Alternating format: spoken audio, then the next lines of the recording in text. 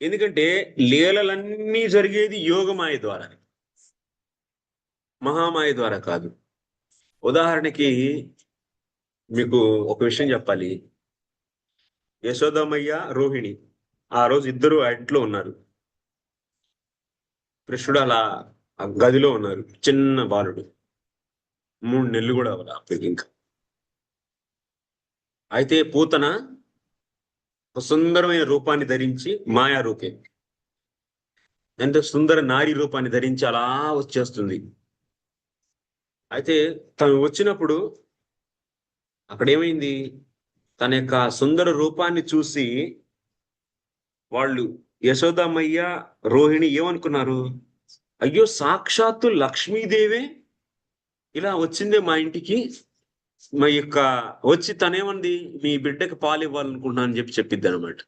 పుత్రవాత్సల్యం కలుగుతుంది నాకు, మీకు కొత్తగా పిల్లోడు పుట్టాడంట కదా, ఇవ్వాలంటే వాళ్ళకి చాలా అసలు అబ్బురిపోయారనమాట. ఇంత సుందరంగా ఉంది తను, సో పాలు ఇవ్వడం కోసం వచ్చింది అని చెప్పేసి వాళ్ళు వెంటనే ఆ కృష్ణుడు ఉన్నటువంటి ఆ రూము యొక్క దిశని చూపించారు ఇలా చేత్తు.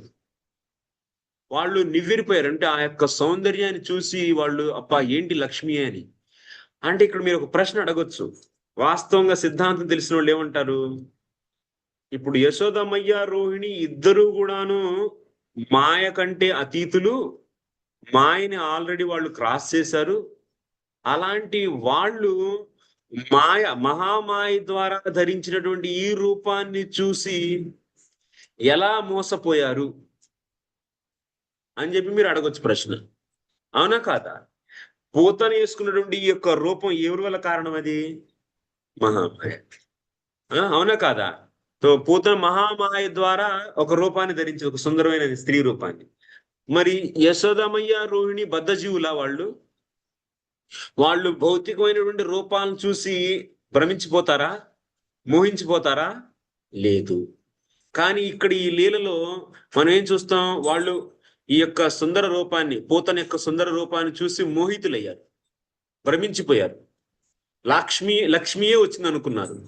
ఇలా ఎందుకు జరిగింది యాక్చువల్లీ అంటే, యశోదామయ్య, రోహిణి ఇద్దరు కూడాను వాళ్ళు, యశోదమ్మయ్య, రోహిణి, అమ్మా అది గంట కొట్టరు, రూల్ అది, కొట్టకూడదు.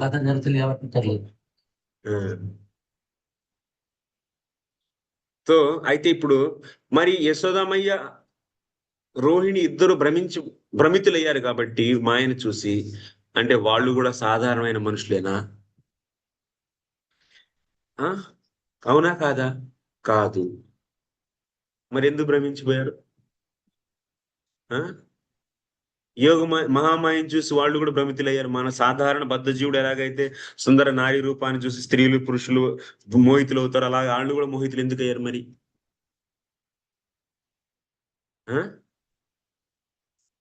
చెప్పండి.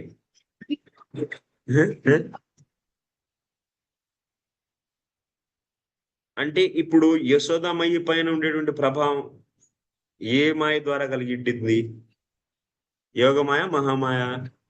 ఆ అంటే యోగమాయ యొక్క అధికారం ఉంటుందో తన పైన, మహామాయ యొక్క అధికారం ఉంటుందా? యోగమాయ యొక్క అధికారం ఉంటుంది. అంటే ఏం చేస్తుంది యోగమాయ? లీల కోసం ఏం చేస్తుంది? ఆత్మ సాక్షాత్కారం, పరమాత్మ సాక్షాత్కారం పొందినటువంటి వ్యక్తులకు కూడాను ఒక్కొక్కసారి భ్రమను కలిగిస్తుంది. అంటే యోగమా యొక్క డెఫినేషన్ ఏమవుతుంది? ఆత్మ సాక్షాత్కారం పొందినటువంటి వ్యక్తులు అంటే అదే చెప్పాలి. ఎందుకంటే యోగమా యొక్క ప్రభావం నీ పైన, నా పైన ఉండిద్దా? ఇప్పుడు మనం ఎవరైనా ఒక నగల పట్టిని చూడంగానే, పెట్టిని చూడంగానే మోహం కలిగిద్ది, అబ్బా ఇది ఎంత భలే ఉంది, ఎత్తుకుపోదామని. ఇది ఎవరి వల్ల కలిగింది? మహామాయ, యోగమాయ? మహామాయ. ఇది మహామాయ. మరి యశోదమయ్య, రుక్మిణి మీద, రోహిణి మీద యోగమాయ యొక్క యోగమాయ ఏం చేస్తుంది? భ్రమను కూడా కలిగిస్తుంది అనమాట. అయితే కలిగిస్తుందా లేదా? ఆ అంటే అలా పరమాత్మ సాక్షాత్కారం పొందిన వాళ్ళ కాదా యశోదమయ్య, రోహిణి? పొందిన వాళ్ళు అయినప్పటికీ వాళ్ళ పైన కూడాను తను ఏం చేస్తుంది? తో ఇట్లా భ్రమింపజేస్తుంది. ఇలా భ్రమింప చేయడానికి కారణం ఏంటి తను? ఆ ఏంటి, ఎందుకు చేస్తుంది అలాగా? ఆ? పూతన్ని చంపడానికే కాదు. అసలు దానికి మెయిన్ కారణం ఏంటి? ఇంపల్స్ ఏంటి? అలా చేయడానికి కారణం ఏంటి? భగవంతుడు భగవంతుడికి అనుజ్ఞ.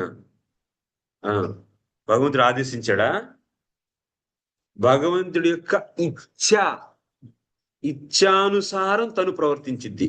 భగవంతుడు ఏది కోరుకుంటాడో లేదో వెంటనే దాన్ని అమలు పరిచేటువంటి, ఆ కోరికని తీర్చడానికి కావలసినటువంటి అరేంజ్మెంట్ మొత్తం తను చేస్తుంది. భగవంతుడు ఇక్కడ కలిగిన ఇచ్చేంటంట? పోతన్ని పోతన్ని చంపేద్దామా? పోతన్ని చంపేయాలి మాత.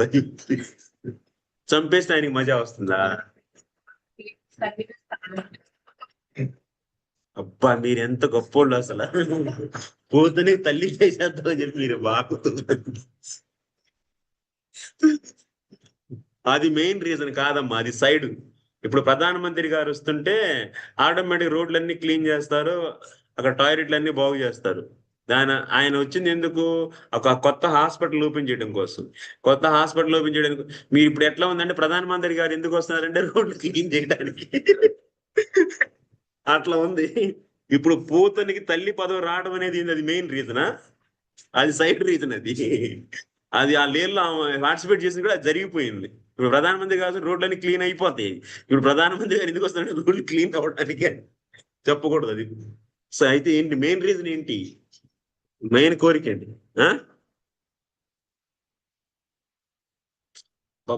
కొంచెం ఇంకా పైకి ఆలోచించండి. భగవంతుడి యొక్క కోరిక ఏంటి అంటే, యశోదమ్మ యొక్క మురిపం కాదు. మురిపం అంటే తెలుసా? మురిపం అంటే తెలీదా? ముద్దు మురిపం అంటే, ఇప్పుడు యశోదమయ్య ఇప్పుడు ఏమవుతుంది? పూతన రావాలి, అందుకని పూతనికి అసలు ఎత్తుక్కోవడం కూడా జరగల. ఈ యోగమాయ తన యొక్క మన అరేంజ్మెంట్ ద్వారా సో డైరెక్ట్ గా వచ్చేసింది నందమహారాజు వాళ్ళ ఇంటికి. సో ఇంకోటి ఏమైంది? ఇప్పుడు అసలు భగవంతుడికి కావాల్సిన అసలు కోరిక ఏంటి అంటే, ఇప్పుడు ఈ పూతను రావాలి, పూతను చంపడానికి ప్రయత్నం చేయాలి. చంపడానికి ప్రయత్నం చేసినప్పుడు భగవంతుడు ఆ పూతను చంపేస్తాడు. చంపేసినప్పుడు వాళ్ళ అమ్మ దాన్ని చూసి భయపడి తన్ని ఒడిలోకి తీసుకొని ముద్దుగా మురిపంగా సో చూసుకుండిద్ది. అది ఆయనకి కావాల్సింది. ఆ మురిపం కావాలన్నమాట. సో దానికోసం అసలు మెయిన్ అది. అంతేగాని ఈ సైడ్ క్యారెక్టర్ ఇప్పుడు పూతన్ని చంపడం, లేకపోతే ఆమెకు మోక్షం ఇవ్వటం అలా, సో అసురులను కూడా చంపి సో తను ఉద్ధరిస్తాడు, మోక్షాన్ని కలిగిస్తాడు అని చెప్పి చూపించడం కోసం ఇవి కాదు. ఇంకా మన కాన్షియస్నెస్ ఇంకా కిందే ఉంది, కొంచెం